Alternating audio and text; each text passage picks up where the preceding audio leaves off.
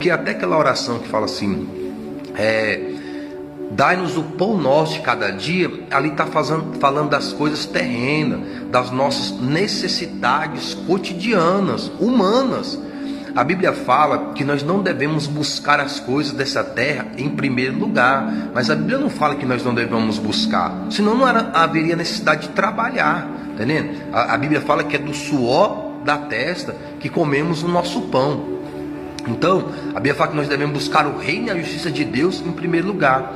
O que é o reino e a justiça de Deus em primeiro lugar? É a salvação da nossa alma. Por que adiantou me ganhar o mundo todo, ficar rico, comer tudo que quiser, vestir a roupa que quiser, calçar o sapato que quiser, ter tantas vitórias materiais e no fim passar a eternidade toda no inferno? Então, quando fala buscar o reino, a justiça em primeiro lugar, é a salvação da alma, que vem pela confiança em Cristo como único Senhor e Salvador, se arrependendo dos pecados, confessando a Cristo que você é um pecador e que você precisa de Cristo para ser liberto do pecado, para ser salvo do pecado, para ser curado do pecado, porque o pecado, ele escraviza tanto enfermidades e doenças físicas, como psicológicas, como traumas na alma. Então o Senhor Jesus veio para libertar, curar e salvar o pecador, tanto fisicamente, como materialmente, como sobretudo espiritualmente. Mas aqui, quando eu falo materialmente, não é a ambição de ser rico,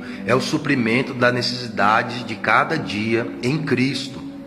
Então, quando você vê um pregador, ele pregando, a denominação dele pregando, falando de santidade, falando de retidão, como se ele fosse melhor do que os outros, como se a denominação dele fosse melhor do que os outros, observe se tem os milagres lá, observe se tem os prodígios, observe se tem as maravilhas, observe se tem os dons do Espírito Santo, porque senão pode não somente passar simplesmente de um hipócrita.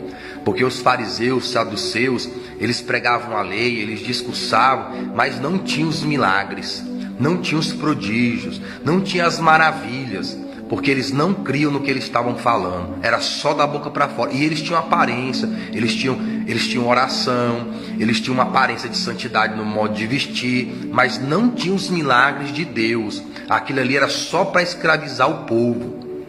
E por outro lado também, quando você estiver numa denominação que tem prodígios, que tem curas, que tem maravilhas, vê se lá prega também o arrependimento dos pecados, vê se lá prega a conversão das iniquidades.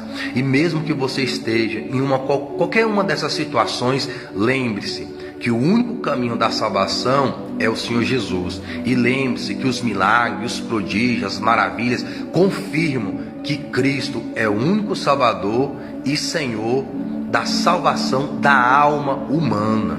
Não existe outro meio do homem ser salvo a não ser em Cristo. Agora, se você está com alguma necessidade física, se você está com alguma necessidade de cura de enfermidade, de doença, se você está passando alguma necessidade financeira, você pode orar ao Senhor Jesus também. Ele se agrada. Deus, ele não é avarento.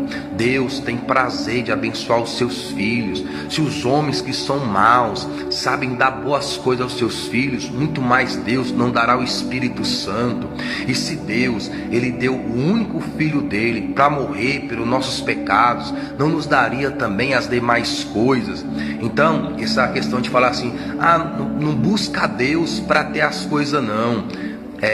Eu quero te dizer, como se Deus não se agradasse. Eu quero dizer que Deus se agrada. Todas as vezes que uma pessoa chegou em Jesus Cristo pedindo a cura de uma filha, todas as vezes que a pessoa chegou em Jesus Cristo pedindo a cura de uma enfermidade, todas as vezes que a pessoa chegou em Jesus Cristo pedindo a cura de uma doença, todas as vezes que a pessoa chegou em Jesus Cristo pedindo a libertação da alma de alguém aprisionado por demônios, a Bíblia diz que o Senhor Jesus se agradou. E o Senhor Jesus ainda elogiou essas pessoas.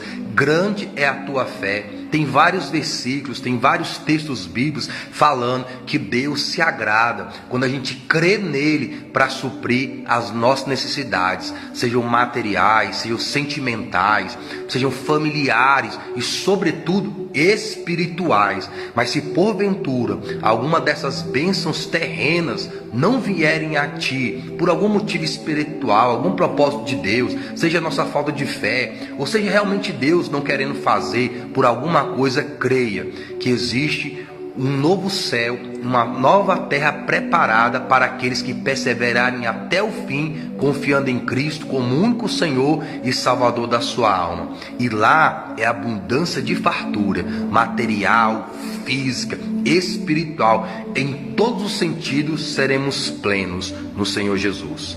A paz do Senhor Jesus e boa meditação das coisas do alto.